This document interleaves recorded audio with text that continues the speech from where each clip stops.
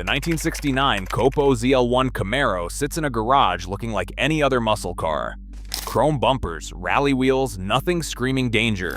But pop the hood, and you find an all-aluminum 427 big block that cost more than most people's houses. Only 69 were built through a dealer network loophole that bypassed General Motors' own corporate restrictions. This wasn't supposed to exist. None of these cars were.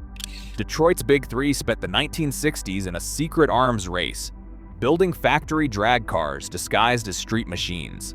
Engineers used production order codes, homologation rules, and dealer backdoors to put race technology in civilian hands. The result? 10 factory-built monsters that redefined what American muscle could be. Starting at number 10, the 1966 Ford Fairlane 500R code. Most muscle car fans have never heard of this one, and that's exactly how Ford wanted it. While Mustangs and Galaxies grabbed headlines, the R code operated in shadows. Ford built exactly 57 of these cars, and not one was sold to the public.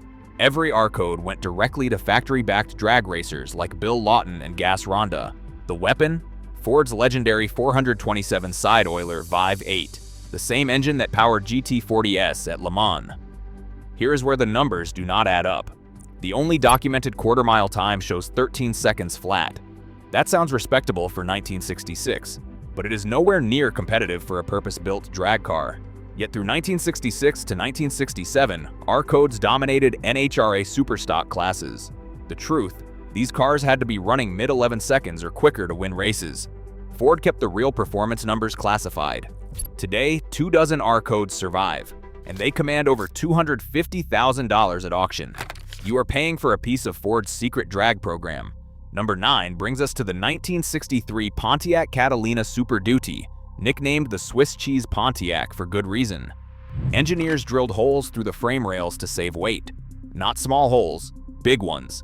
Enough that the car looked like it belonged in a cartoon. Under the hood sat a 421 cubic inch V8 with dual Carter 4 barrels, officially rated at 405 horsepower. But watch this car run. Low 12-second quarter miles in a full-size sedan do not happen with 405 horsepower. The real output had to be pushing 500 horsepower or more. Pontiac stripped everything that did not make the car faster. Aluminum panels replaced steel. Interiors were gutted. Sound deadening disappeared. The Swiss cheese frame was just the beginning of an obsessive weight reduction program. Only 14 were built. At Mecum's 2025 auction, one sold for $742,500. Another brought $473,000 at the same event. These are not just rare muscle cars. They are artifacts from Pontiac's brief moment of absolute insanity.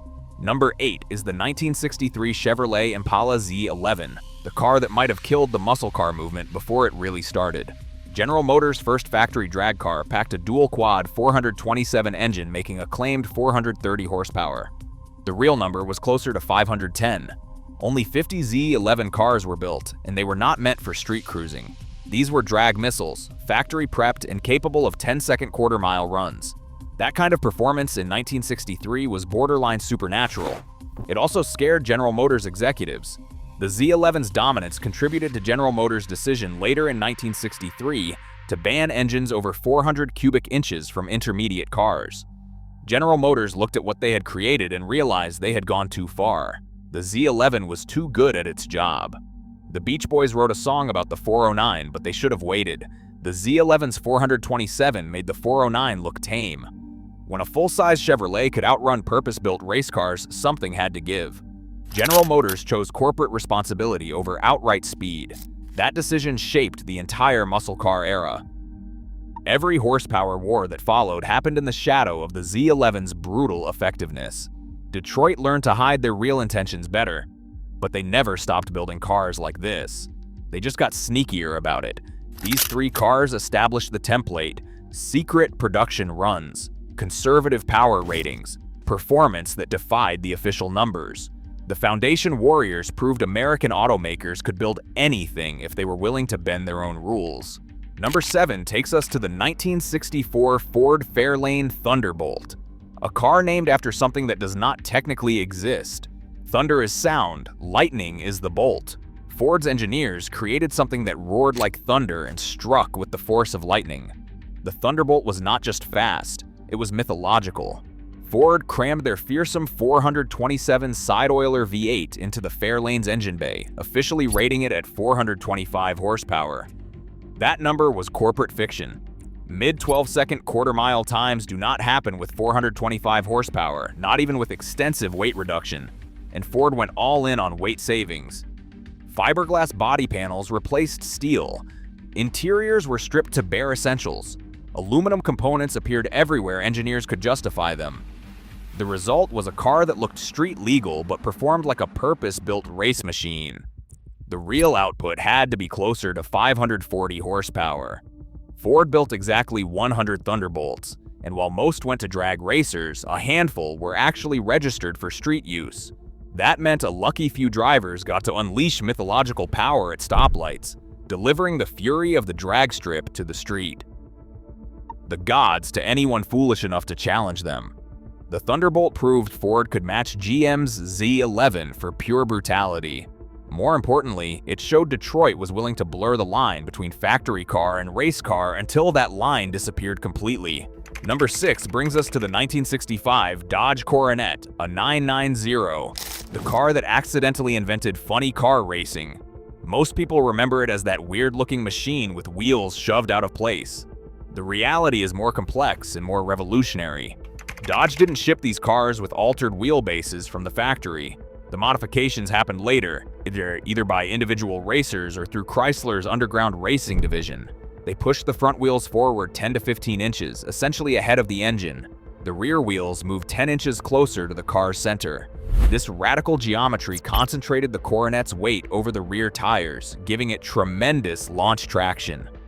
Combined with Dodge's monstrous 426 Hemi 5.8, the A990 didn't just accelerate.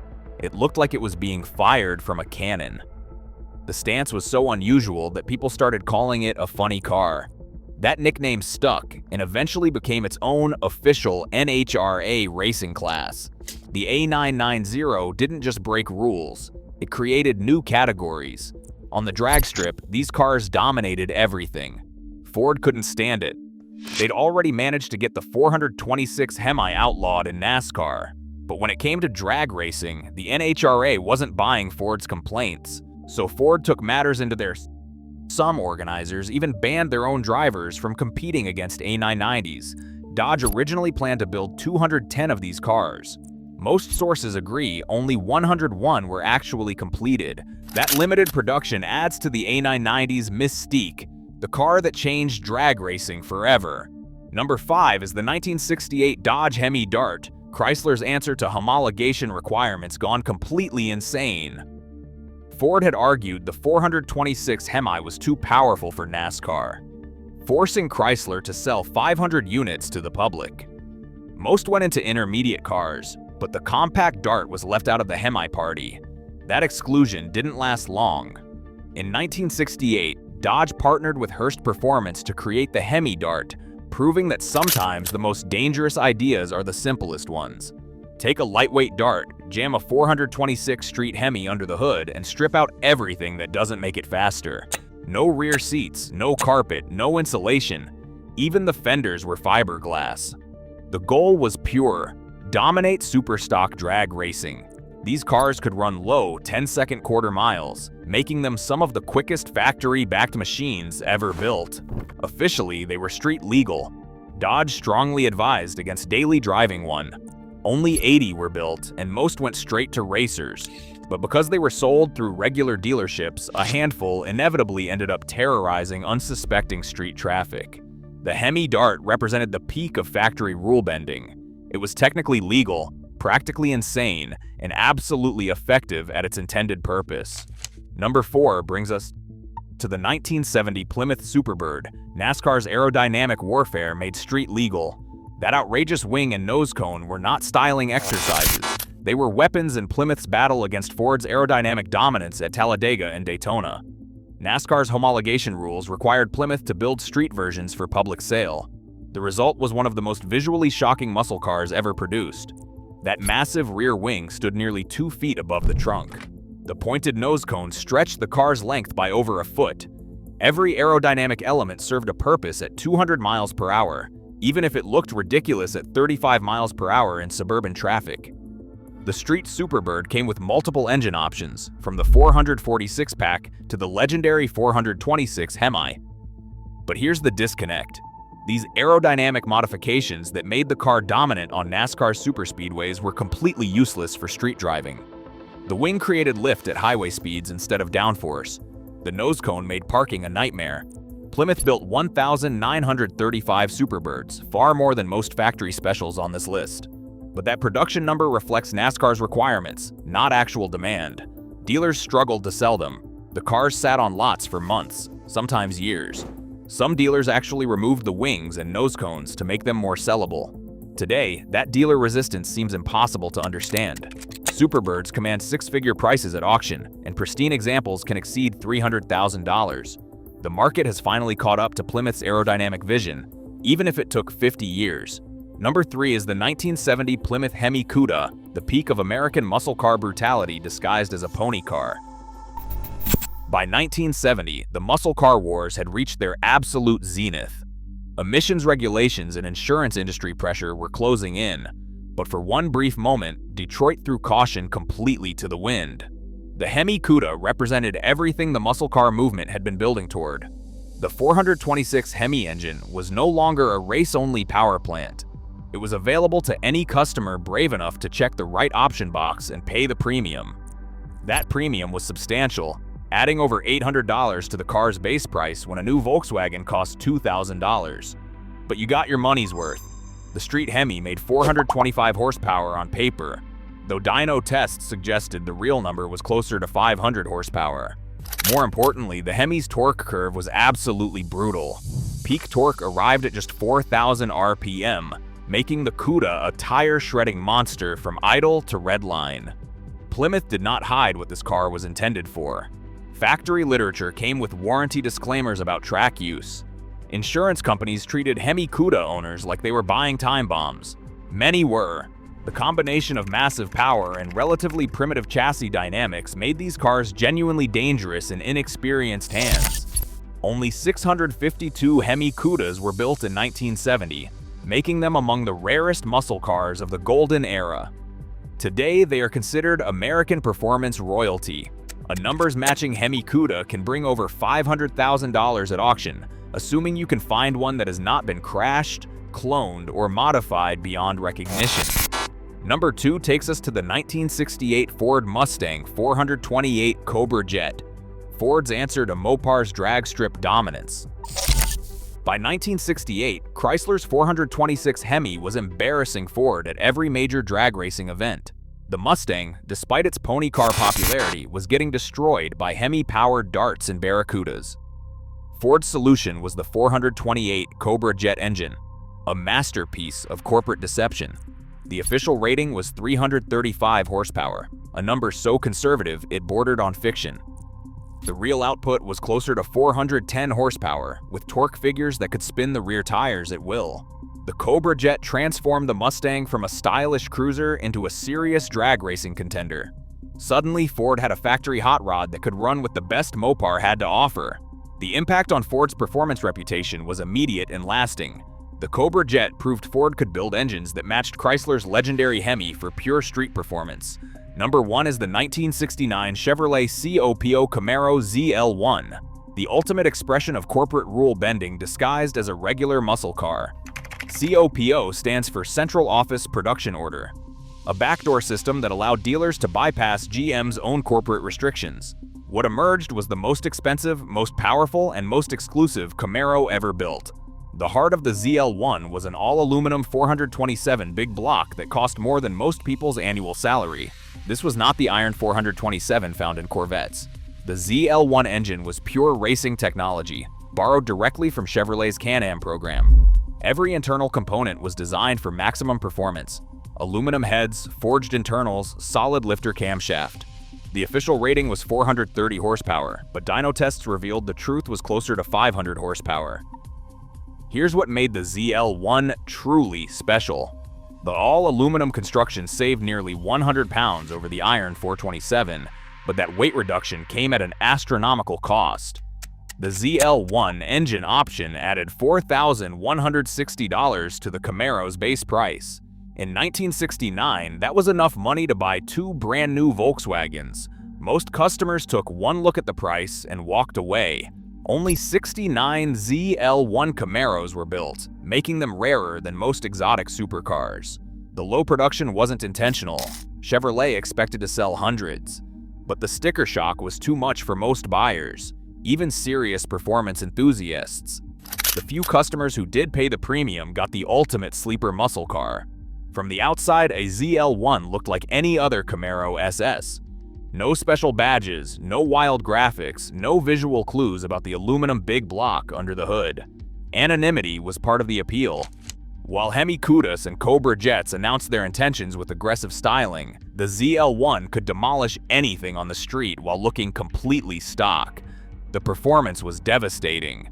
ZL1 Camaros could run high 11-second quarter miles right off the dealer lot.